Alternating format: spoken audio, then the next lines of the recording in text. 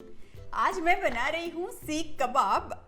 ये कबाब सारे कबाब में मेरे फेवरेट वाले हैं। ये इसलिए है कि ये बहुत ही कम तेल या घी में पक जाते हैं और इसके अंदर आप ढेर सारी सब्जियां ऐड कर सकते हैं।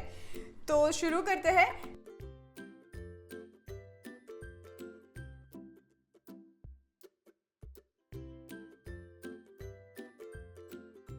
ये कबाब में सबसे इम्पॉर्टेंट बात यही है कि जो भी वेजिटेबल्स आप ले इसको बहुत ही बारीक आपको काटना होता है।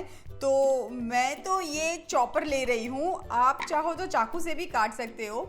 मैंने यहाँ पे गाजर और ये फूल गोभी और बीन्स लिए हुए हैं। इसको मुझे एकदम ही बारीक बारीक काटना है। ये सारे वेजिटेबल्स तो बहुत ही बारीक चॉप हो गए हैं। चॉपर की वजह से बहुत जल्दी काम हो गया है, वरना बहुत टाइम लेता है। अब ये वेजिटेबल्स को मुझे एकदम हाई फ्लेम पे बस 1 मिनट, मतलब सीरियसली गिन के 1 ही मिनट सौते करना है और तुरंत निकाल देना है। अब ये वाले मिक्सचर में अभी आप बोलोगे कि सौते करने की जगह पे क्या हम बॉईल कर सकते हैं, तो मैं ये बिल्कुल प्रीफर नहीं करती हूँ, क्योंकि आप अगर उबलते पानी में भी इसको बॉईल कर देंगे या तो फिर स्टीम में भी कुक करने की कोशिश करेंगे ना, तो भी उसमें अच्छा खासा मॉइस्चर आ जाता है और फिर आपको बहुत सारा बाइंडिंग ऐड करना पड़ेगा और मॉइस्चर से वो कबाब है ना, आप बैम्बू स्ट्यूअर्स या तो फिर सीख पे लगा भी नहीं पाएंगे। तो ये वाला मेथड ज़्यादा अच्छा है। अब मैं इसके अंदर ऐड कर रही हूँ 2 टीस्पून जिंजर गार्लिक एंड हरी मिर्च की ये पेस्ट बनाई हुई है, मैं ये ऐड कर देती हूँ। अब ऐड करेंगे थोड़ा सा धनिया। एक्चुअली सीख कबाब ना बहुत लोग अलग अलग तरीके से बनाते हैं और सब्जियां भी बहुत अलग अलग तरीके की यूज़ कर सकते हैं। आप चाहो तो मटर भी ऐड कर सकते हो और कसूरी मेथी भी ऐड कर सकते हो इसके अंदर। अब मैं ऐड कर रही हूँ सारे सूखे मसाले। ये मेरे पास 1 टीस्पून गरम मसाला एंड भुने हुए जीरे का मसाला है, मैं ये ऐड कर देती हूँ। अब जाएगा 1 टीस्पून जितना धनिए का पाउडर, ½ टीस्पून हल्दी पाउडर और 1 टीस्पून कश्मीरी रेड मिर्ची पाउडर। अब एक बार सारी चीज़ों को हम मिला लेते हैं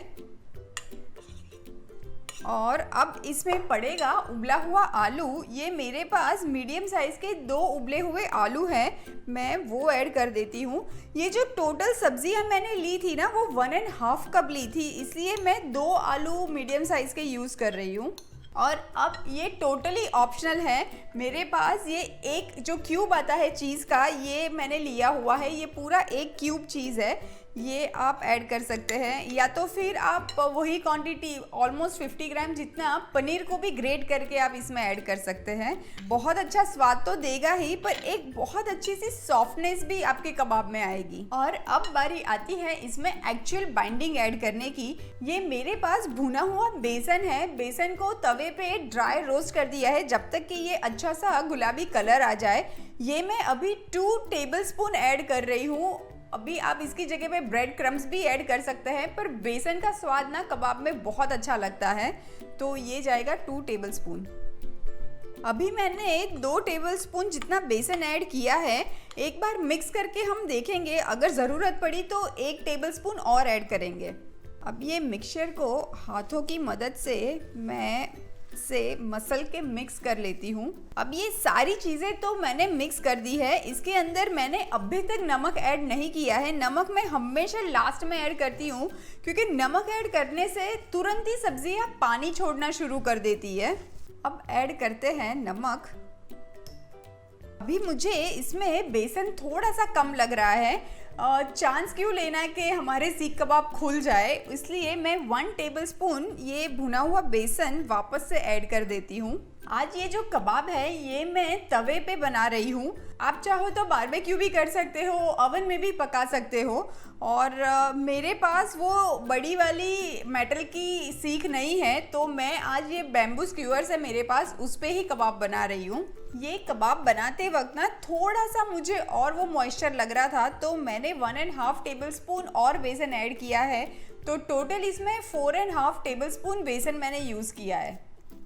ये जो कबाब के अंदर हमने बाइंडिंग ऐड किया है वो टोटल कितना जाएगा वो आपके वेजिटेबल्स एंड आलू पे डिपेंड करता है। अगर आपके वेजिटेबल्स बहुत ज़्यादा पानी यूज आउट कर रहे हैं या तो फिर आपने बहुत ओवर कुक कर दिया है आलू को उबालते वक्त, तो बहुत सारा बाइंडिंग आपको डालना पड़ेगा। इसलिए ये जो मैं जब भी कबाब बनाती हूँ सब्जियों को ज़्यादा कुक भी नहीं करती हूँ, और जो आलू उबालते हैं वो एकदम आधे कच्चे जैसे हो ना वैसे 80% ही कुक करना होता है, क्योंकि हम खिसके लेते हैं ना, तो कोई बात नहीं, वो आलू जब कबाब फ्राई करेंगे तब पक ही जाएंगे। अब ये सीख कबाब को एकदम ही गर्मा गर्म तवे पे पकाते हैं। अब ये मैंने एक तवे को एकदम ही गर्म कर दिया है, उस पे बस थोड़ा सा कुछ बूंद ही मैं घी ऐड करूंगी और तवे पे हम फैला लेंगे और ये सीख कबाब को लेके सीधा ये गर्मा गर्म तवे पे मैं रख दूंगी। एक बार फिर से ऐसे थोड़ा सा प्रेस कर लेंगे और सीधा तवे पे, और ये सीख कबाब को हम थोड़ा सा टर्न करते हुए पकाते जाएंगे। बड़े बड़े रेस्टोरेंट में तो ये जो सीख कबाब होते हैं वो तंदूर में पकते हैं और वो मेटल की सीख पे पकते हैं, तो मेटल की सीख गर्म होती है ना, तो वो अंदर से मतलब मिडल से भी वो बहुत अच्छे से पकते हैं। पर घर पे ना ही तंदूर होता है और ना ही इतनी बड़ी सीख होती है हमारे पास, तो इसलिए मैं आज ये बहुत ही सिंपल वर्जन बता रही हूँ आपको। ये देखिए बहुत ही अच्छे से ये सीख कबाब पके हैं तवे पे और बहुत अच्छा कलर भी आया है और हर तरफ से ये पक चुके हैं। मैं ऐसे ही सारे सीख कबाब निकाल लेती हूँ। अब ये कबाब को फटाफट से सर्व कर देते हैं। आज ये कबाब को मैं सर्व कर रही हूँ चटनी एंड सैलड के साथ, और ऊपर से ये कबाब के ऊपर मैं थोड़ा सा चाट मसाला स्प्रिंकल कर देती हूँ। कबाब बिना चाट मसाला का ना बिल्कुल मज़ा नहीं आता है।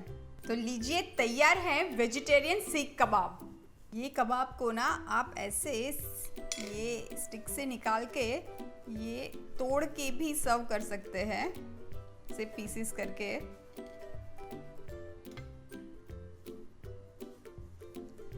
ये देखिए